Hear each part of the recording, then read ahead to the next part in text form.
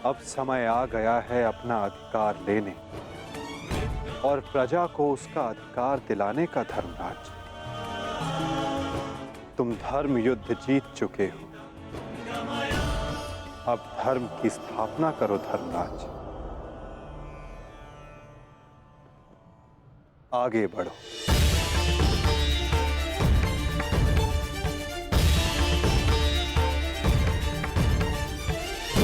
क्षमा शमोस्तेयम् शौचमिन्द्रिय निग्रहः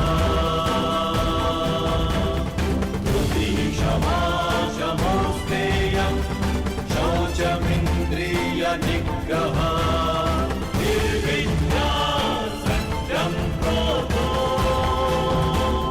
दशकं धर्मलक्षणम्। स्वागत है सम्राट। महाराज धृतराष्ट्र आप सभी की प्रतीक्षा कर रहे हैं।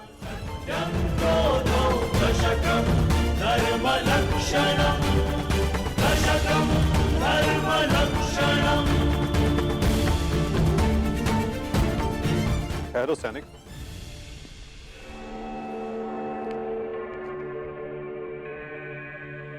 मुझे युवराज दुर्योधन का कक्ष देखना है। आइए वासुदेव।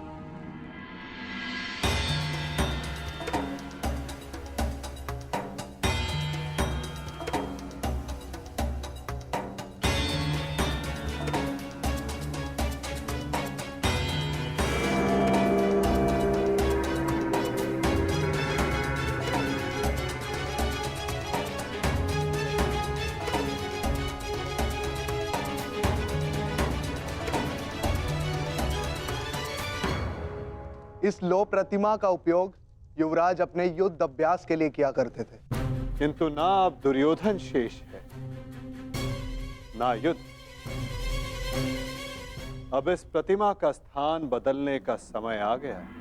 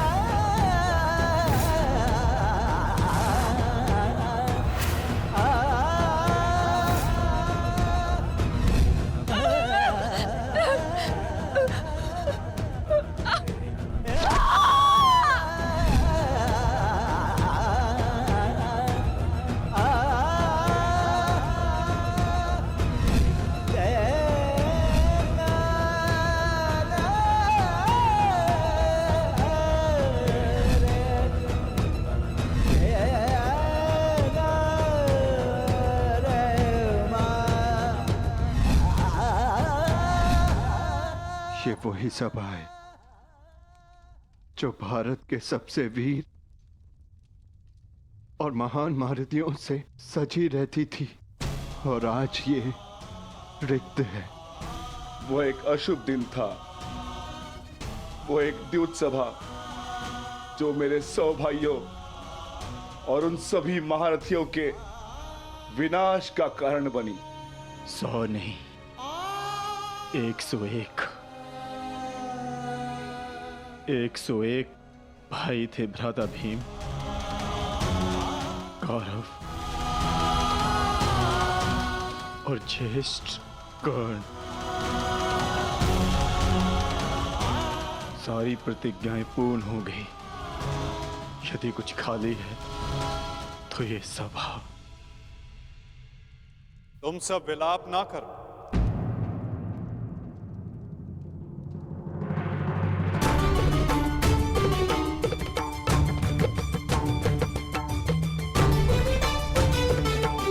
तुम सब ने धर्म के लिए युद्ध लड़ा, ऐसा कुछ नहीं किया जिसके कारण तुम्हें पश्चाताप अनुभव हो।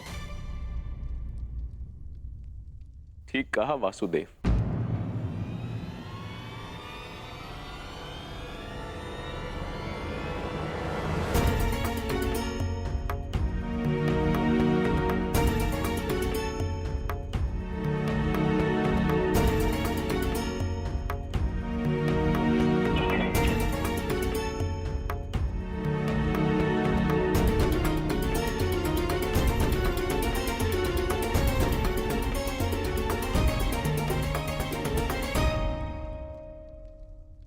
पश्चाताप तो मुझे करना चाहिए। एक राजा का कर्तव्य होता है अपनी प्रजा को उन्नति के द्वार तक लेकर जाना,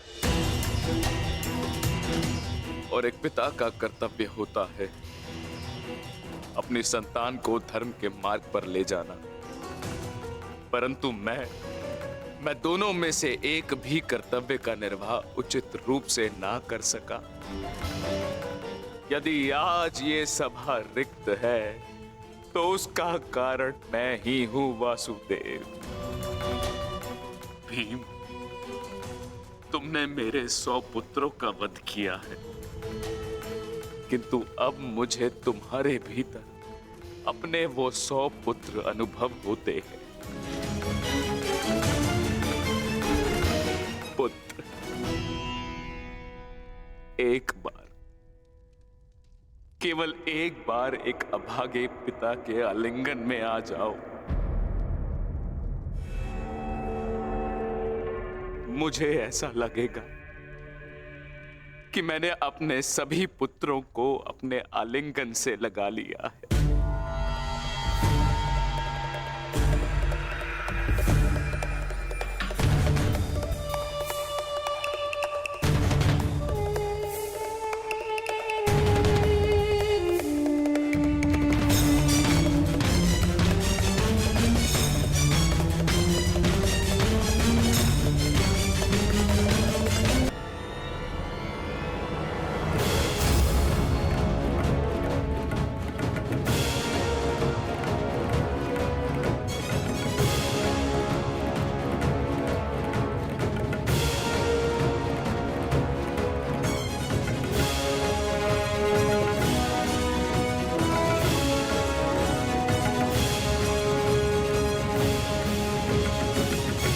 तुम्हारे अंदर 100 हाथियों का बल है ना भीम, और मेरी भुजाओं में भी मेरे 100 पुत्रों का वध करते हुए तुम्हें तनिक भी पीड़ा नहीं हुई भीम? तनिक भी हृदय नहीं कांपा तुम्हारा अपने भ्राताओं का वध करते हुए?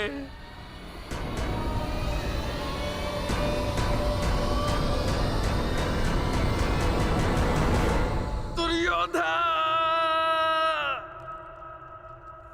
ये तुम्हारे लिए है पुत्र।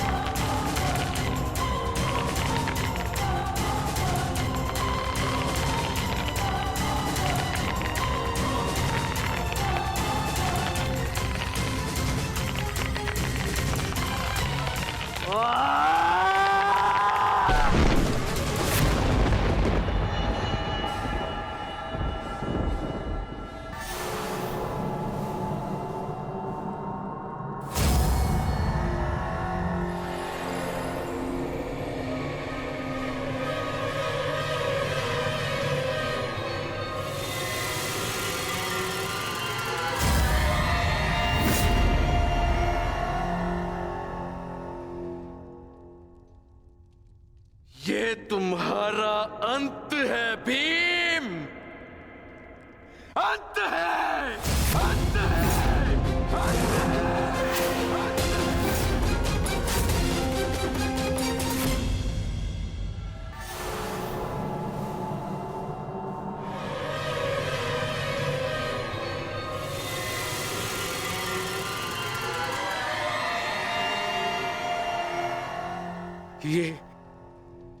ये मैंने क्या कर दिया? मैं भी पुत्र हंता हो गया। ये मैंने क्या कर दिया देव? भ्राता पांडु, मुझे क्षमा कर देना भ्राता पांडु।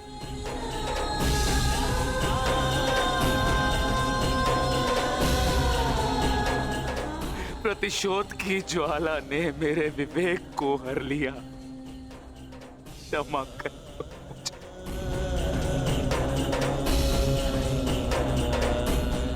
पुत्र भीम,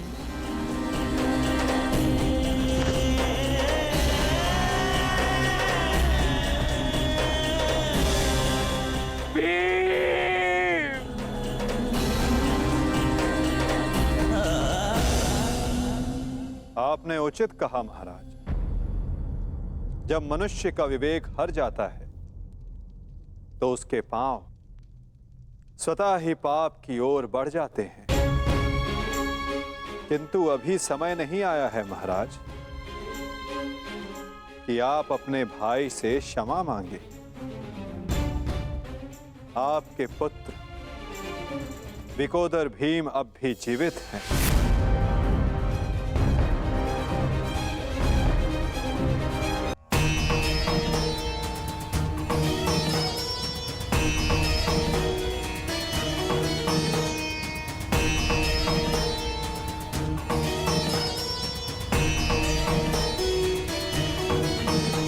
एक विवेकहीन निर्णय ने द्यूत रचा, दूसरे विवेकहीन हठ ने पांचाली का चीर हरण किया। ये विवेकहीनता ही तो थी महाराज जो महाभारत का बीज बना। नारायणं नमस्कृत्य नरं चैव नरोत्तमं प्रतिशोध की अग्नि शत्रु से पूर्व स्वयं को जलाती है। व्यासं अपने मन को शांत कीजिए। आप अभी पुत्रहीन नहीं हुए हैं। आपके 5 पुत्र सरस्वती अभी जीवित हैं। ततो जयं उदीरये।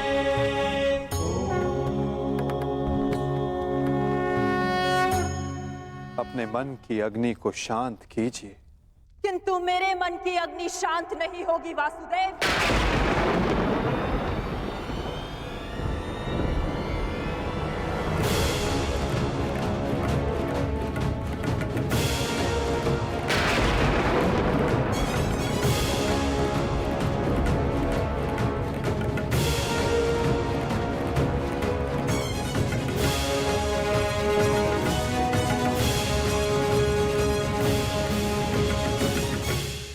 छल से मेरे सभी पुत्रों को मरवा डाला वासुदेव। मैंने प्रयास किया कि मेरा एक पुत्र शेष रह जाए, परंतु उस प्रयास को भी तुम्हारे छल ने भंग कर दिया। श्री बलराम को भी अपने कपट में उलझाकर मौन करवा दिया तुमने, परंतु इस माता की ममता अब मौन नहीं रह सकती। तुम्हारे छल से मेरे कुल का नाश हुआ है वासुदेव। मैं तुम्हें श्राप देती हूं कि जिस प्रकार तुमने मेरे कुल का अंत किया है, उसी प्रकार तुम्हारे कुल का अंत भी होगा।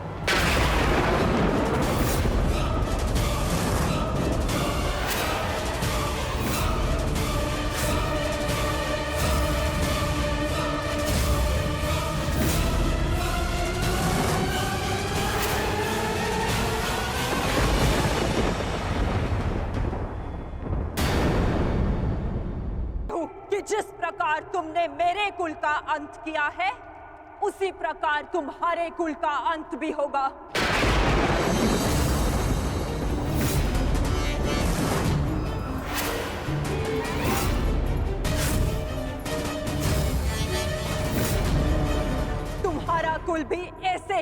आपस में लड़कर नष्ट हो जाएगा।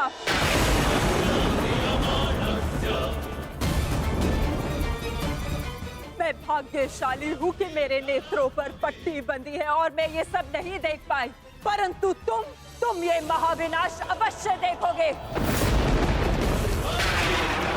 तुम स्वयं अपने कुल के महाविनाश का प्रारंभ करोगे वासुदेव।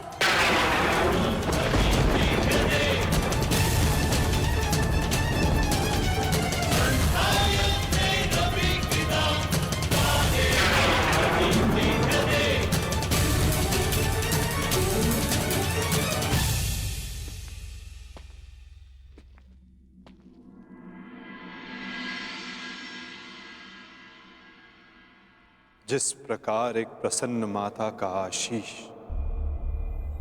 संसार में कोई नहीं रोक सकता, उसी प्रकार एक दुखद माता का श्राप संसार में कोई नहीं टाल सकता।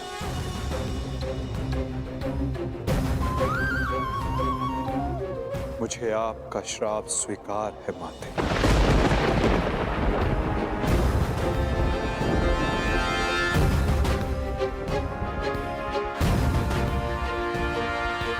किंतु क्या आपको ज्ञात है कि इस युद्ध का सत्य क्या है? क्या आप जानती हैं कि इस महाविनाश, इस महायुद्ध का वास्तविक रूप क्या है?